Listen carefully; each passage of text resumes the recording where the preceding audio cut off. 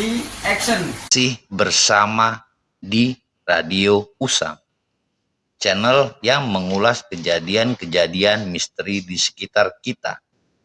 Jangan lupa siapkan kopi, cari posisi, kita ngobrol lagi. Kali ini kami akan mengangkat kisah nyata yang berjudul Kisah Pembantaian yang dilakukan oleh Dukun AS. 6 regu tembak disiapkan untuk eksekusi mati yang akan dilakukan tengah malam nanti. Satu regu berisikan 12 penembak andal yang siap secara fisik dan mental. Jadi begini Bung Hen, di Kecamatan Galang itu malam hari di sebuah perkebunan ada seseorang yang diikat, matanya ditutup dan dihadapkan dengan regu tembak dari Satuan Brimob Sumatera Utara. Satu regu juru tembak berisikan 12 orang. Dan tepat jam 12 malam, akhirnya orang itu dieksekusi mati. Oh, saya pernah dengar itu, Bung. Itu sepertinya dia dukun yang terkenal di daerah Sumatera Utara, tepatnya di Desa Deli Serdang. Betul, betul. Kalau nggak salah namanya itu Ahmad Suraji, yang Ya. disingkat Dukun AS. Ya, betul, betul. Jadi pada tanggal 22 November tahun 2007, dia dieksekusi mati karena pengajuan garasinya ditolak pada saat itu oleh Presiden Susilo Bambang Yudhoyono. Betul, betul. Jadi Bung Hen, ini sangat luar biasa. 42 orang korban yang dibinasakannya. Itu dalam kurun waktu 9 tahun saja. Udah meninggal. Emang pesanannya suruh bunuh itu nggak ada. Kan karena kita itu kan berpikir itu nunggu sampai orang 30 ini sampai kapan gitu lah kira-kira. Ambil inisiatif sendiri kan. Itu memang ya salah saya kan itu salah saya sendiri. Tapi malah gitu malah jadi nggak ngena gitu kan. Kayaknya terus kayak ada yang Dari 1986 sampai 1997. Dan mereka itu semua pasien dia. Kalau boleh tahu itu pasiennya itu siapa?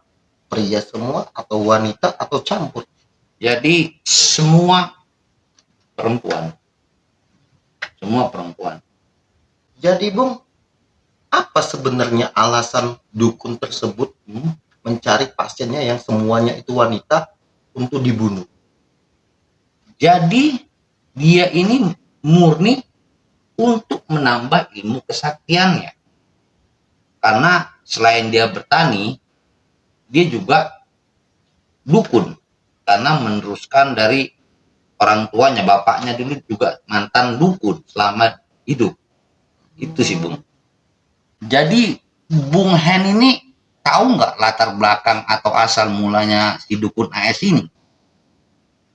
Kalau saya pernah dengar dan dulu yang sempat booming itu ya, jadi Suraji ini dia itu dibesarkan oleh pasangan Jogan dan Sarti kalau tidak salah nama kedua orang tuanya. Iya, iya.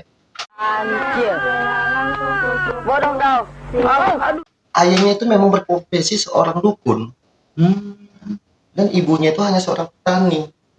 Tapi sejak umur 7 bulan, Iya. ayahnya itu sudah meninggal. Nah, disitulah.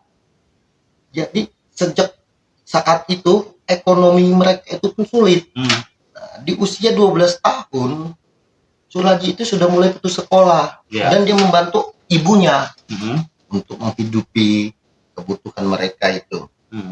Jadi kehidupan mereka itu 180 derajat beda semenjak bapaknya itu meninggal. Iya.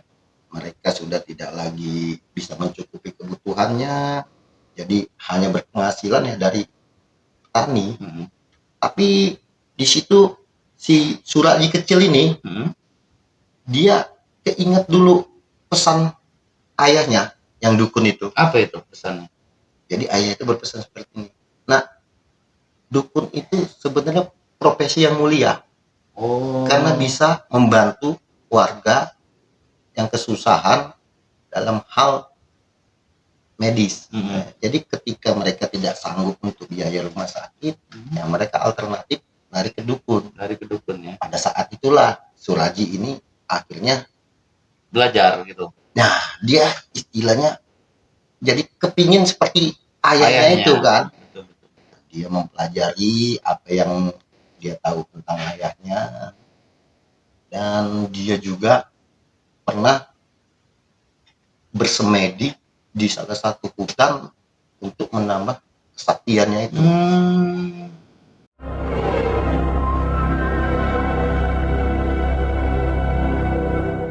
Siap, siap, siap, siap. Oke. Iya, Bung En, kalau tidak salah, dia juga pernah mengalami mimpi didatangin oleh almarhum ayahnya. Kalau dia ingin sakti, dia harus mengorbankan 70 nyawa wanita. Luar biasa itu, Bung. 72. Jadi, Bung Hen ini tahu nggak modus operandi yang biasa dilakukannya si dukun AS ini? Jadi si Suraji ini ya, Hmm. dia itu meminta semua pasiennya, terutama yang wanita ya, karena pada saat dia mimpi itu pesannya 70 wanita. Betul. Dia ini memodusi semua pasiennya itu, dia menyuruh untuk merahasiakan ritual ini. Oh, Nah, itu disanggupi dengan semua pasiennya itu. Jam mana, Bang? Tapa pendam. Dipendam. Ya. Tubuh kau dipendam setengah badan cuma semalaman. Saya ngeri, Bang. Tak ngeri lah. Mamanya anak-anak yang menunggu kau. Kalau abang konsentrasi sama wirid. Tapi takut, Bang. Kalau kau tak berani, tak apa. Ini yang biasa, Bang. Ini syaratnya. Saya tidak dapat mencuri jeruk purut. Jadi pasiennya itu disuruh datang tengah malam, betul. membawa syarat-syarat dari dia lah untuk ritual itu. Dan yang lebih gilanya lagi, Suraji ini minta si pasien itu menjalankan ritualnya itu dengan dikubur badannya itu. Di dalam Setengah. tanah. Iya, hanya setengah, Bu. Hanya setengah. Oh, Tapi tangan dan kakinya itu diikat. Saja kau.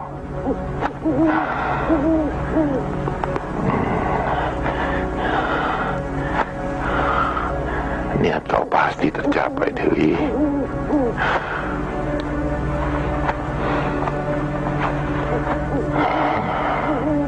Lemaskan. Abang mau berdoa. Kalau 15 menit lah, ya ambekan lah airnya. Nggak perlu banyak, sedikit aja orang namanya untuk syarat ya. Pada satu kali, baru saya masukkan, ya gimana untuk orang tua. Ya. Cara posisi mereng ya kan. Terus dia sempat bingung lah mungkin ya pasiennya itu. Ya, Kok pasti seperti dong. itu ya? Pasti dong. Tapi karena diiming-imingin, dijanjikan istilahnya kesuksesan, terus istilahnya apa yang dia mau segala macam ini, ya, akhirnya maulah pasien itu. Jadi pada saat itu dia tengah malam datang lagi ke rumah dukun Suraji itu tanpa ada orang yang tahu. Betul. Nah, dibawalah si korban ini sama Suraji ke perkebunan tebu, ladang tebu. Itu tepatnya kurang lebih 1 kilometer dari Kampungan. rumahnya Suraji. Nah, Suraji tidak sendiri, dibantu oleh istri pertamanya. Jadi gini, Bung, saya putar balik lagi ya. Jadi Suraji ini, dia ini menikah dengan istrinya yang namanya Tutiem. Betul. Nah, sudah memiliki 4 orang anak, semuanya itu perempuan. Nah, dia ini kepingin anak laki-laki. Jadi dia gimana nggak ngerti modusnya apa, dia mengawini adik istrinya, adik kandungnya ini, Bung, Luar biasa. untuk mendapatkan anak laki-laki. Dengan alasan itu, Ibu. Karena ingin mendapatkan anak laki-laki. Ternyata tidak juga mendapatkan anak laki-laki. Nggak tahunya, nggak sampai di situ, mungkin modus lagi dia. Dikawininya lagi adiknya yang yang satunya lagi. Nah, jadi total 3. 3 adik-beradik. Nah, 3 istri dia ini adik beradik kandung, Bung. Apa karena kesaktiannya itu? Jadi sebenarnya bukan karena kesaktiannya, karena dia istilahnya ingin anak laki-laki dan untuk istilahnya yang mungkin penerus dia kali ya. Dan istrinya pun ya istilahnya akhirnya ikut aja lah apa maunya si Suradi nih kan. Oke. Nah, setelah dia udah, kita balik lagi ya Ke korban, ke cerita ke modusnya. modus dia yang tadi mengajak korban ke ladang tebu itu, dibantu dengan istri pertamanya. Iya. Dan 2 istrinya itu tidak tahu, Bung. Oh, yang kedua dan ketiga. Hanya istri pertamanya aja. Oh, yang terlibat ya. Jadi dia ditemani sama istri pertamanya dengan korban itu di tengah-tengah ladang tebu itu, Bung ya. Si korban itu sudah dikubur di setengah badan itu, dibantu dengan istrinya. Nah, setelah dia dibekap, Bung. Dicekik apa dibekap? Mulutnya dibekap. Oh, dibekap. Terus tangan satunya mencekik sekuat tenaga leher si korban itu. Betul. Akhirnya korban itu menghalang napas. Nah, inilah ritual yang katanya dia dapat wahyu tadi itu. Iya. Dia itu disuruh menghisap air liur wanita yang baru meninggal. Luar biasa ya. Jadi begitu mati itu si korban, nah dihisapnya lah air liurnya itu.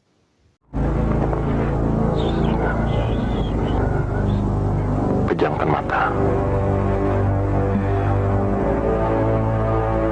Tahan napas.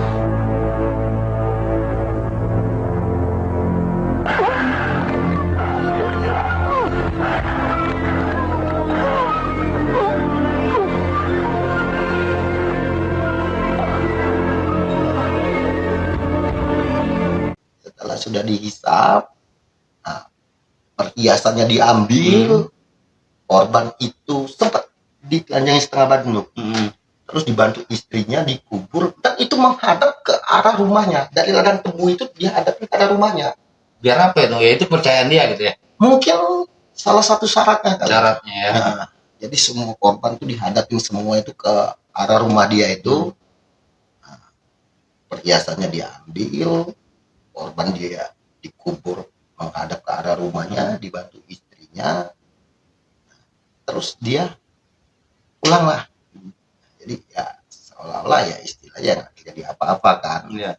Keesokan harinya itu mulailah warganya panik kan. Ada warganya yang hilang, warganya mencari. Cuman kan karena tadi nggak tahu apa dia di mana, terus Terakhir dengan siapa? dengan Gitu. siapa gitu. Akhirnya hilang los aja gitu. Nah itu, jadi kayak hilang di telan bumi. Oh, luar biasa ya. Oke. Jadi memang saya pernah dengar motif yang seperti ini, tapi dan bukan satu orang saja yang diperlakukannya sama seperti itu. Karena saya ada datanya nih, Bung. Oh jadi korbannya itu terus bertambah, Bung ya? Ya, jadi saya kasih contoh ya. Pertama itu Yusniar atau Niar, itu Maret 87. Ada lagi Tomblok namanya, tahun 1988.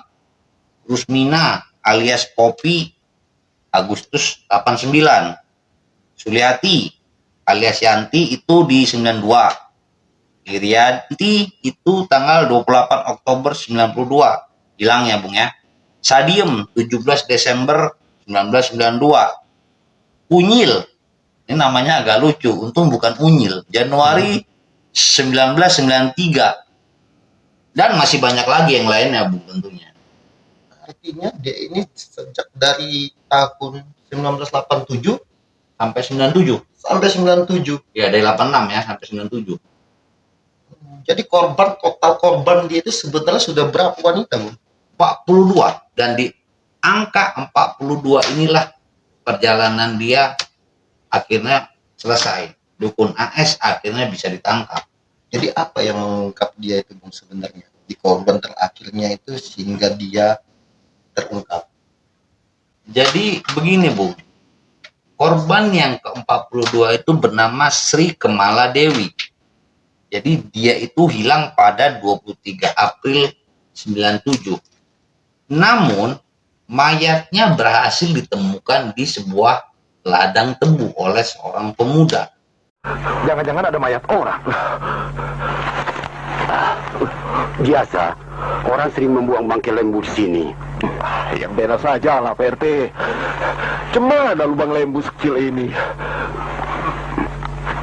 Kita galilah. Kita buktikan mayat apa di dalam. Nah, dari situlah terjadi kegegeran. Sehingga ada seorang pemuda lain yang bernama Andreas. Dia pernah melihat Sri Kemaladewi ini pergi ke rumah dukun AS atau Suraji tadi. Nah, dari laporan Andreas atau keterangan Andreas ini, akhirnya pihak kepolisian mendatangin rumah Suraji. Karena dia terakhir itu dia Pergi ke sana. dilaporkan rumah Suraji ya. Betul, Menghilang saat pada dia sana. betul. Tapi hebatnya Suraji ini, dia dengan santai berkata, memang benar Sri Kemaladewi ke rumahnya. Tapi sebelum maghrib, dia sudah pulang. Dan karena kurangnya bukti, akhirnya polisi pulang begitu saja. Tidak melakukan tindakan apa-apa. Namun, Bung, pihak kepolisian tidak menyerah begitu saja. Jadi, mereka ini mulai mempelajari tentang hilangnya beberapa wanita untuk mencari benang merah. Dari situlah ketahuan kalau mereka semua ini pasiennya si dukun AS tadi. Nah, dari situlah polisi kemudian kembali mendatangi rumah dukun AS dan diadakanlah penggeledahan. Disitulah diketemukannya perhiasan-perhiasan para korban, bahkan pakaian-pakaian mereka pun ada di rumah tersebut. Akhirnya ya, Geledah rumah itu. setelah digeledah ditemukan barang bukti tadi, perhiasan dan baju-baju korban. Akhirnya Suraji pun tidak bisa mengelak. Dia pun akhirnya digiring ke kantor polisi.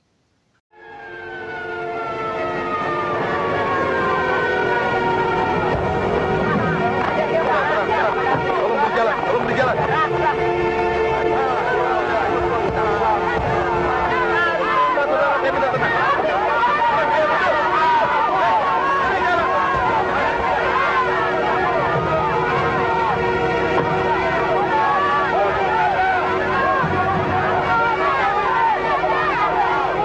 Ya memang udah ada firasat, Pak.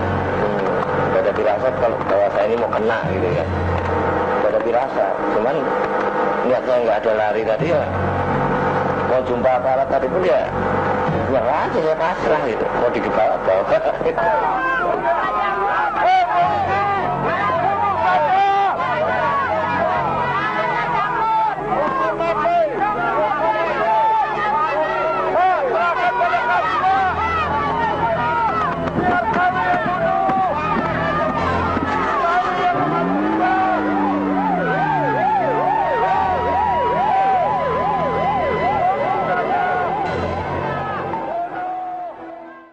Bung Hen tahu nggak itu? Di mana dia diproses atau disidangkan di mana si Suraji ini? Jadi gini, Bung. Ada tanggal 22 Desember tahun 97 itu ya. Nah, si Suradi ini disidang di Pengadilan Negeri Lubuk Pakam, Sumatera Utara. Jadi pada saat itu saking Antusias. kepengen tahunya masyarakat itu. Iya, Ini betul. kan kasusnya fenomenal, Bung. Oh, booming lah zaman itu ya. Luar Viral biasa. mungkin ya, viral. Luar biasa karena istilahnya korbannya juga kan Nggak tanggung-tanggung ya. 42 wanita. Wah, Semuanya wanita hanya untuk mendalami sebuah ilmu hitam. Betul. Nah, saking viralnya, Bung ya. Jadi ruang sidang itu kan begitu ramai, Bung. Dipenuhi sama orang-orang yang kepo lah, kalau bahasa kita itu Iya. ya. Jadi saking dia ramainya itu, tapi butuh 4 peleton Luar untuk biasa. pengamanannya. Mengamankan sidang itu aja Mungkin ya. nggak cuma ngamanin kali, Bung. Ada yang pengen, mungkin ada yang pengen. Memukul kan ya. Iyalah, Bung. Pasti. Tahu sendiri, Bung. Pasti ada keluarganya juga. Iyalah. Iyalah. Pasti benar-benar. Itulah. Oke. Makanya istrinya butuh 4 peleton untuk pengamanannya sendiri, Bung. Jadi setahu saya sidang itu dipimpin oleh Hakim Ketua Haugoara kalau nggak salah, Harefa namanya ya. Itu akhirnya menjatuhkan vonis pada tanggal 27 April 98, Bung. Itu vonisnya hukuman mati. Sampai tingkat banding kasasi pun sama, tidak ada perubahan, hukumannya mati. Terus itu pelakunya siapa aja, Bung? Jadi selain dukun AS tadi, istri pertamanya pun akhirnya divonis seumur hidup, Bung. Tumini, Natia, Tumina. Aku hanya minta kalian jujur. Itu saja. Dan aku yakin kalian tidak akan mau menghadapi pemeriksaan polisi lain yang mungkin akan menakutkan kalian. Di Lembaga Permasyarakatan Kelas 1 Tanjung Gusta Medan, karena terbukti membantu. Suraji ini pernah mengajukan gerasi pada saat itu presidennya masih Ibu Megawati Soekarno Putri ya, pada Agustus 2004. Jadi sampai ganti presiden itu, Bung ya. Jadi pada saat itu tidak ada jawaban. Sampai akhirnya dipimpin era Bapak Susilo Bambang Yudhoyono, akhirnya menjawab. Tapi sayangnya tetap ditolak. Hukuman mati harus tetap jalan. Iya, Bung, karena kalau tidak itu yang matiin pasti ya keluarga korban. Bisa jadi. Bisa jadi. Lo bejat banget itu. Ini luar biasa. Jadi kalau tidak hukum mati, ya yang matiin keluarganya korban mungkin, Bung ya. Betul, betul, betul. Jadi, Bung ya. Jadi setelah Gerasi itu ditolak. vonis itu hukuman mati, dikasihlah permintaan terakhir untuk si Suraji ini ya. Suraji itu dia minta untuk terakhir kalinya dia ingin bertemu ketiga istrinya, si Tumini, Tumina, sama Ngatiah ini. Yang ketiganya kakak beradik ini kan. Nah, jadi setelah dia sudah bertemu itu, dia langsung divonis mati. Di eksekusi dengan argu tembak Dari Brimob tadi ya. Jadi apa nih, Bung, pesan dan kesan yang bisa kita ambil dari kisah hidup perjalanan Suraji ini? Jadi gini, Bu. Jadi yang namanya istilahnya hal goib itu, Bung ya, itu kan nggak terlihat sih, Bung ya. Betul, bisikan-bisikan tadi ya. Iya. Jadi kalau si Suraji ini dia ngomong seperti mendapat wahyu, Betul. dari mimpi lagi itu Ya, kan ya, betul. itu bisa jadikan setan, Bung. Ya, Belum tentu itu bapaknya. betul. Apalagi kalau dia disuruh menjalankan ritual dengan menghisap 70 Air liur. air liur wanita Betul. yang baru meninggal itu kan. Betul. Kalau secara logika konyol, Bung. Ya, nggak masuk akal ya. kan? Nah, jadi kalau istilahnya kita berpikir, ya itu bukan wahyu, ya itu ya Setan. bisikan setan. Bisikan setan. Betul. Kalaupun korban itu sampai 70, belum tentu dia sakti, Bu. Betul. Yang ada Iya. dia hanya melakukan kejahatan lagi, kejahatan lagi. Betul. Jadi yang bebannya itu ya dosanya. Dosanya. Jadi untuk yang korban-korbannya ini, atau istilahnya yang kita yang masih percaya dengan hal-hal yang seperti itu, ya sebenarnya pakai logika aja ya. Kalau kita ingin sukses, ya kita harus bekerja. Betul. Nggak ada yang namanya instan. Betul.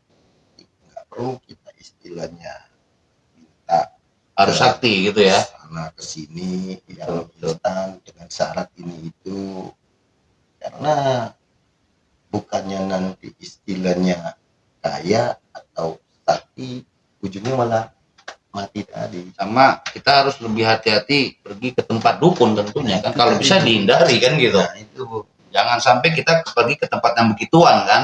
Iya, karena modus-modus yang bisa membuat kita terlena itu, segala yang instan tuh pasti berujung tidak baik. Betul. Jadi maksud Bung Hendra ini, kalau kita ingin kaya jangan Nah, nyari kerja. pesugihan ya, tapi Iya. kita harus bekerja keras. Betul, tidak ada namanya yang instan. Iya. Oke. Karena usaha itu tidak mengkhianati proses. Betul. Sekian cerita dari kami. Sampai jumpa di cerita kami Radio Usang yang lainnya. Jangan lupa like, komen, dan share channel ini. Karena tanpa bantuan dari para penikmat Radio Usang, kita tidak akan berkembang, Bu. Dan kalau ada kata yang salah, kami mohon maaf yang sebesar-besarnya. Terima kasih. Sampai jumpa di lain kesempatan.